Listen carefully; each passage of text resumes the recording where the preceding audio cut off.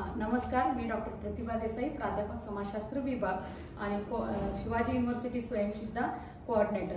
आपल्याला ज्ञातच आहे की लिंगभाव समानता किंवा महिला सक्षमीकरणासाठी आपल्याकडे बरेच उपक्रम होत आहेत किंवा भारतभर उपक्रम घेतले जातात। त्याचप्रमाणे महाराष्ट्र गव्हर्नमेंटने महिला सक्षमीकरणासाठी नवीन एक उपक्रम सुरू केलेला आहे, त्याला आपण स्वयंसिद्धा हा नाव दिलेला आहे। आणि ह्या उपक्रमांतर्गत सर्व महिलांच्या किंवा म्हणजे हायर एज्युकेशन मध्ये उच्च शिक्षणामधल्या सर्व महिला किंवा विद्यार्थ्यांची सक्षमीकरण झालेली पाहिजे होण्यासाठी हा उपक्रम सुरू आहे। आणि SNDT युनिव्हर्सिटी ही स्टेट नोडल सेंटर असून याचा एक भाग म्हणून सर्व महाराष्ट्रातील सर्व महाविद्यालय व युनिव्हर्सिटीज हे काय आहेत की त्याचे एक भाग आहेत। त्याचप्रमाणे शिवाजी विद्यापीठात देखील ह्या उपक्रमाचा एक भाग असून शिवाजी विद्यापीठातील संलग्नित महाविद्यालय देखील ह्या उपक्रमामध्ये सहभागी होत आहेत। त्यासाठी हे ज्यावेळेस आपण स्वयंसिद्धा म्हणतोय, या स्वयंसिद्धा अंतर्गत जी ऍक्टिव्हिटीज घेतलेली आहेत आणि आपल्याला माहितच आहे की महाराष्ट्र गव्हर्नमेंटने इतक्या मोठ्या प्रमाणात एक डिजिटल प्लॅटफॉर्म उपलब्ध करून दिलेला आहे।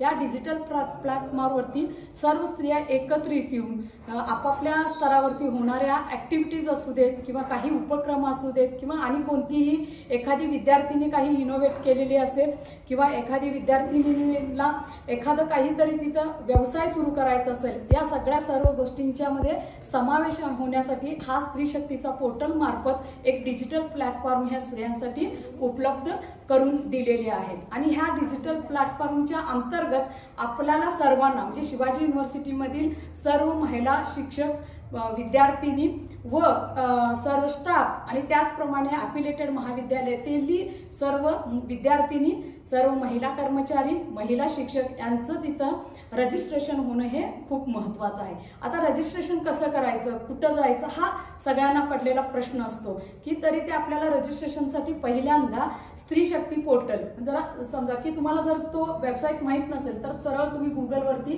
स्त्रीशक्ती.org टाईप करा आणि ज्यावेळेस तुम्ही स्त्रीशक्ती टाईप कराल, स्त्रीशक्ती चा टॅब ओपन करा।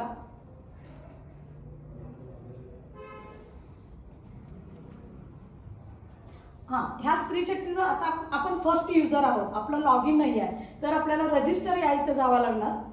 आता या इथं मी पहिल्यांदा कॉलेजेस कसे रजिस्ट्रेशन केलं पाहिजे हे सांगते, कारण की जोपर्यंत आपले अफिलिएटेड कॉलेज स्वतःचं रजिस्ट्रेशन करत नाही तोपर्यंत तिथल्या सगळ्या सर्व महिला शिक्षकांना, विद्यार्थिनींना, महिला कर्मचाऱ्यांना यात रजिस्ट्रेशन करता येत नाही। ही खूप महत्त्वाची गोष्ट आहे आणि आपल्याला कॉलेज रजिस्ट्रेशन करणं हे खूप गरजेचं आहे। तर ही जी रजिस्ट्रेशनची पेज ओपन झाल्या आपल्याला इथं कोणतीही माहिती न भरता डायरेक्ट आपल्याला कॉलेज सिलेक्ट करायचं आहे।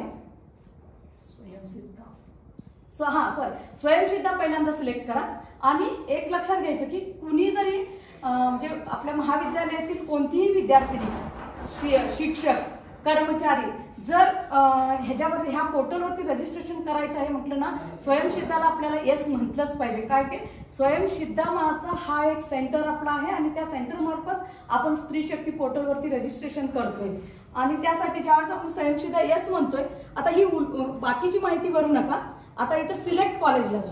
आता काय आहे की ज्यावेळेस आपण सिलेक्ट कॉलेज करतो इथं ड्रॉपडाऊन मध्ये आपलं कॉलेज नाही आहे का, आपलं कॉलेज अजून रजिस्टर झालेलं नाही, तरी आपण रजिस्टर हिअर इथं गेलं पाहिजे। आता इथं रजिस्टर हिअर आल्यानंतर कॉलेज नेम आणि कॉलेज कोड। आता सर्वांना कॉलेज कोड बाबत खूप सारा प्रश्न पडत आहे की काय कोड घालायचं। एक दोन आपल्याला ऑप्शन्स आहेत, एक आहे की एक्झाम कोड आणि दुसरा जो आहे तो हायर एज्युकेशन सर्वेचा कोड। या दोन कोड पैकी तुम्ही घाला। इथं फॉर एक्झाम्पल मी एक कॉलेज घेते, न्यू कॉलेज, आणि काय न्यू कॉलेजचा कोड असेल ते कोणतेही कोड घाला न्यू कॉलेजचा, म्हणजे कोणता आहे तो। फॉर एक्झाम्पल आम्ही 1 2 3 4 घालतोय, ठीक आहे। आता इथे एक ईमेल आहे। आता बऱ्याचदा हा ईमेल घालण्याबाबत दोन गोष्टी आहेत। ज्यावेळेस समन्वयकांना जे काय आपण स्वयंसिद्धाचे समन्वय कॉलेज लेवल आहेत त्यांचं रजिस्ट्रेशन हा देखील सेपरेट असल्यामुळे इथं आपण बेटर वे कॉलेजचा ईमेल आयडी घातलेला खूप चांगला आहे। आणि जर आपल्याला ज्या कोणी समन्वयक आहेत त्यांना ह्याचाही ऍक्सेस पाहिजे असेल तर ते आपलं ईमेल घालू शकतात, पण परत त्यांचं स्वतःचं रजिस्ट्रेशन करताना ते ईमेल वापरता येणार नाहीये, त्यांना दुसरं ईमेल घ्यायला लागणार आहे. इथं ईमेल घ्या. इथं आपल्या महाविद्यालयातील प्राचार्यांचे किंवा आपलं स्वतःचाही मोबाईल इथं टाकू शकता, पण तुमचं रजिस्ट्रेशन करताना तुम्हाला वेगळा मोबाईल घ्यावा लागतोय. त्यावेळेला तुम्ही बेटर वे तुम्ही प्राचार्यांचं किंवा कॉलेजचे कोणतेही तुमच्या सोयीस्कर पद्धतीने तुम्ही हा मोबाईल, अल्टरनेटिव्ह मोबाईल आणि ईमेल आयडी घालू शकताय. पण एकच की एकदा घातलेला ईमेल आयडी परत आपल्याला वापरता येत नाही, हे लक्षात ठेवलं पाहिजे.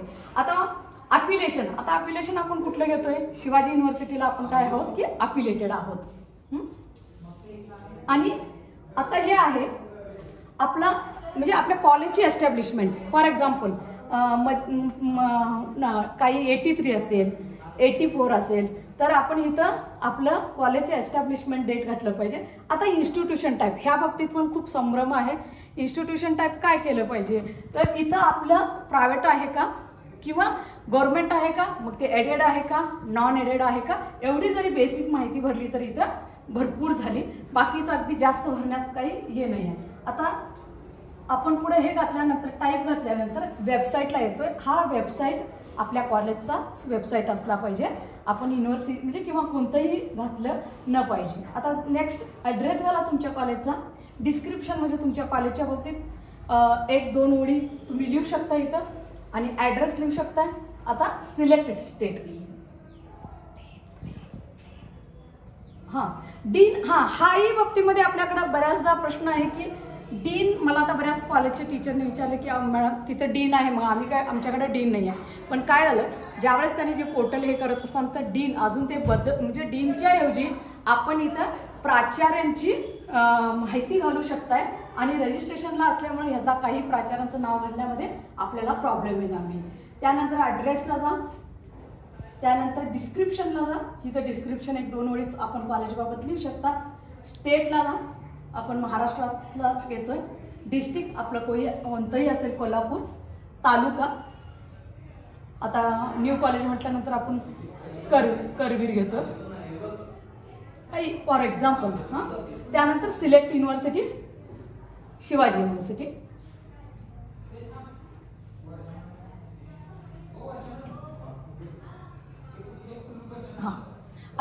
आता एक बऱ्याच ठिकाणी आपल्याकडे प्रॉब्लेम येत आहे की काही ठिकाणी स्टेट सिलेक्ट होत नाही, काही ठिकाणी डिस्ट्रिक्ट सिलेक्ट होत नाही, तर काही ठिकाणी आपल्याला हे तिन्ही तालुका सिलेक्ट होत नाही. मग त्यावेळेला काय करायचं?